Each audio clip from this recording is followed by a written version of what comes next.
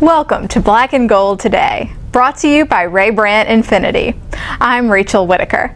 It's great to wrap up the week now with Fox 8 Saints reporter Sean Fazende. Well, Sean, another NFL draft in the books, rookie minicamp a week away. We finally got some new faces on this team. No doubt about it. A big class when you talk about the draft. 9 guys total, and all 9 guys I think have a realistic shot at making this roster. There's always the college free agents that the Saints have been very good at selecting, finding some of those diamonds in the rough. So fresh class of guys coming in, and they'll be back on the field for the first time next weekend, so it should be fun. Right, and the Saints obviously hit on all areas of defense, which they obviously desperately needed to do. What was the smartest move, do you think, in this draft? Smartest move, I like the fact that they doubled up on an outside linebacker just because I think that's a huge position of need, and I also think Junior Galetta's in a situation where he's not in the best standing with the organization, so you get a guy, 2 high character guys in Davis Tull and obviously Haoli Kikaha, very productive players to get in here, and 2 guys that can help you at a big position of need. And I love the inside linebacker out of Clemson, Stephon Anthony. I think of all the players the Saints have drafted, that is the one guy you say, okay, we need to pencil him in as a starter right away. He's athletic, he's instinctive, and he's got leadership ability, which is something this defense desperately needs. Right, with Curtis Lofton leaving at the Mike spot, Peyton's confident that Anthony can come in and be an impact player right there, so that's going to be really huge. And also, it's very fascinating what they did not draft. Yeah. Receiver, tight end, some of those areas. I was surprised they didn't get a pass catcher in some form, just because Marcus Colston, Brandon Cooks are 2 locks. Other than that, who do you really have? You have Joe Morgan, obviously. You have Shantavius Jones, Brandon Coleman, Nick Toon. All those guys are question marks. They're not sure things. So 2 or 3 of those guys are going to be counted on for production, and they really haven't shown much throughout their tenure here. So you got to be very confident in their ability to grow within your system. In saying that, though, the Saints always have a way of making their wide receivers work to where it's never really one guy. Now, the tight end position, you're very thin. Yes. Josh Hill, Ben Watson. I was surprised maybe in the later rounds they didn't grab a pass catcher that was a tight end as well. So the fact that they didn't get some form of pass catcher, whether it be a wide receiver or a tight end, to me was the biggest surprise, and to me was probably the biggest disappointment of this draft.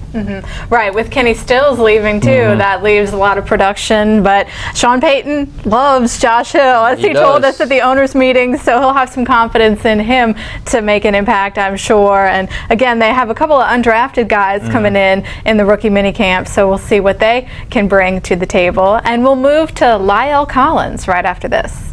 Am I missing a deadline? Will I get there in time? Am I going too fast? Did I close the garage door? Stay in your lane.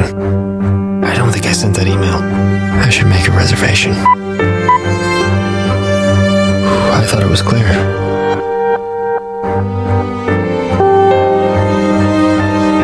Okay, break. I didn't see that coming. Its instinct to protect leaves you free to drive.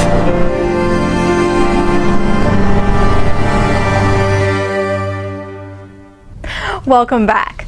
Well, Sean, La'el Collins now has a team. It was just so surprising to see him being tied up in all this. He won the Jacobs blocking trophy for the best SEC offensive lineman. Decided to stay for his senior season, but he's got a team now. Dallas Cowboys, a couple of Pro Bowlers on that line. So you see, yes. Do you see this being a good fit for him? He'll obviously being a great addition to an already great offensive line. I don't know that he's necessarily a starter right away. I mean, that's how good this offensive line is. But look, you get Jerry Jones, you get on his private jet, you go and wine and dine, that very lavish lifestyle. Everything's bigger in Texas, and there's nobody that kind of personifies that more than Jerry Jones. It's easy to get swept away by that, and it is no surprise to me that once Jerry Jones got his hands on him, he signed with the Dallas Cowboys, got a fully guaranteed contract. So given the scenario, given what he got, look, it's tough. He lost a lot of money, but he did get a fully guaranteed contract, which is something no undrafted free agent was able to get,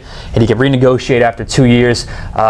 Hopefully, once everything clears and it looks like he's going to get cleared of everything, it's a home run pick. It's a no-brainer pick for the Dallas Cowboys. You've got a first-round talent for undrafted money. So overall, La'el Collins can use this as motivation, kind of said as much in his press conference, and win for the Dallas Cowboys. And look, La'el Collins had to take what he can get and was able to kind of pick who he wanted to go to and decided Dallas was the spot for him. So we'll see how it goes. Right. Rex Ryan from Buffalo came to Baton Rouge, took him out to dinner. Obviously, Dallas was the better place for La'el, as he decided. 3-year deal, can renegotiate after 2. So we'll see what he can bring to Dallas. Well, Sean, thanks so much. Talk to you soon. Thank you. And have a great weekend, everybody. We'll see you next week.